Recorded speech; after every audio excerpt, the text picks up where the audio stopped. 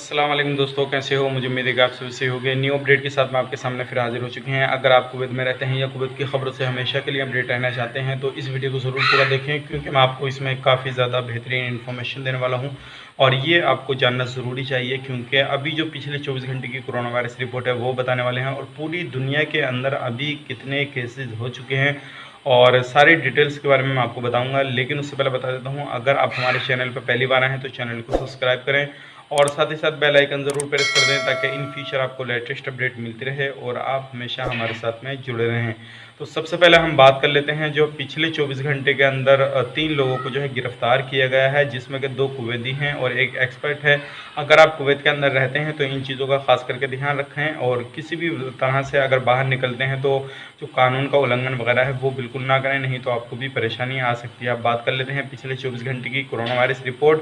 तो पहले कुवैत की बात करते हैं, फिर बात करेंगे पूरी दुनिया के अंदर कितने केसेस हो चुके हैं। तो 6 लोगों की मौत हुई है 24 घंटे के अंदर, 453 की टोटल मौत हो चुकी है कुवैत के अंदर, 593 जो है रिकवरी हुई है, टोटल रिकवरी 58,525 हो चुकी है, 491 जो है नए केसेस आए हैं, टोटल केस 67,438 हो चुके हैं और नए टेस्ट हुए हैं 2,432 और टोटल टेस्ट हो चुके हैं 5,07,520 और अभी भी जो सीरियस केस हैं वो हैं 134, एक्टिव जो केस हैं वो 8,470 हैं।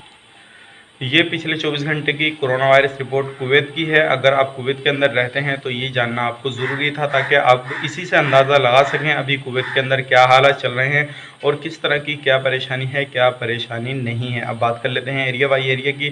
तो सबसे पहले बात करते हैं हम अहमदी की। तो 177 जो अहमदी एरिया में पाए गए हैं, दूसरे 98 जहरा में पाए गए हैं, 80 जो पाए गए हवल्ली में और 73 जो पाए गए फरवनिया में पाए गए, 63 जो पाए गए हेल्थ कैपिटल में पाए गए हैं। तो ये जो थे एरिया बाई एरिया इसलिए आपको बता दिया गया ताकि आपको किसी भी तरह से किसी भी एरिया में रहते हों तो आपको परेशानी ना हो सके और आप उसी हिसाब से अपना जो है इंतज़ाम कर सकें।